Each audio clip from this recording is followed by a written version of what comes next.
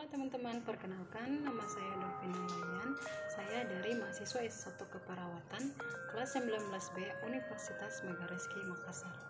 Pada saat ini saya akan membahas tentang sistem informasi. Ayo, kalian pasti penasaran kan apa itu sistem informasi rumah sakit?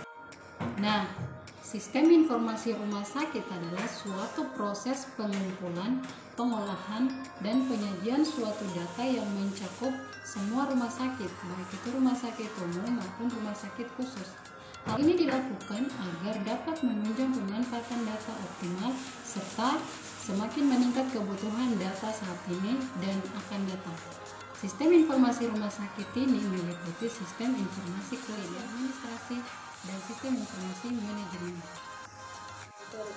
Dalam sistem informasi rumah sakit terdapat 5 poin. Yang pertama, data dasar rumah sakit. Yang kedua, data ketenagaan. Yang ketiga, data kegiatan pelayanan rumah sakit. Yang keempat, morbiditas dan mortalitas. Yang kelima, data bulanan. Yang pertama, data dasar rumah sakit. Data dasar rumah sakit merupakan data dasar yang dilaporkan setiap waktu apabila ada perubahan data di rumah sakit. Contoh seperti tata persediaan tempat tidur di rumah sakit, pelayanan spesialis dan subspesialis di rumah sakit. Nah, yang kedua, data ketenagaan.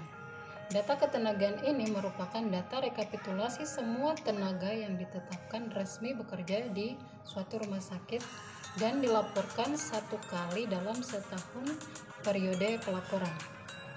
Yang dimaksud dengan tenaga rumah sakit berarti semua jenis tenaga kesehatan yang bekerja di rumah sakit seperti dokter, perawat, bidan, kefarmasian, kesehatan masyarakat, gizi, keterampilan fisik, keteknisan, dan yang lainnya.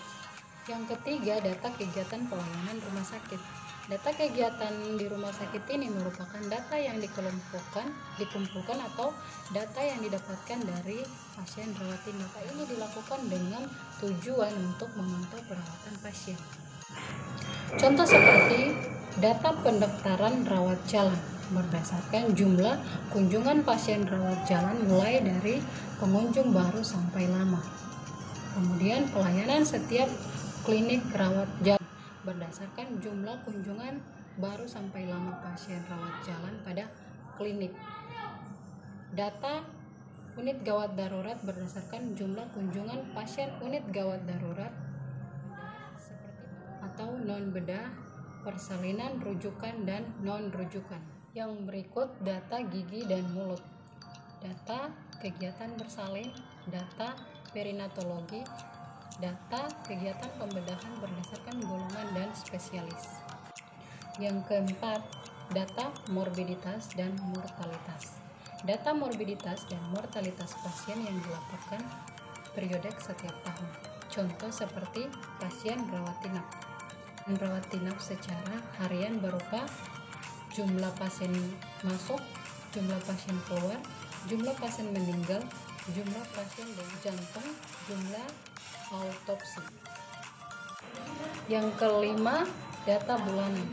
Data bulanan ini merupakan data pengunjung rumah sakit yang dilaporkan periodik setiap tahun.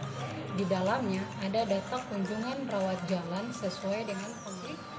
Data 10 besar rawat inap berdasarkan indeks penyakit rawat inap. Data 10 besar penyakit rawat jalan berdasarkan indeks penyakit rawat jalan. Contoh data yang didapat seperti nomor rekam medis, nama, umur, jenis kelamin, dan lain-lain. Demikian pembahasan sistem informasi rumah sakit yang saya bawakan. Kurang dan lebihnya mohon dimaafkan. Sekian dan terima kasih. Sampai jumpa.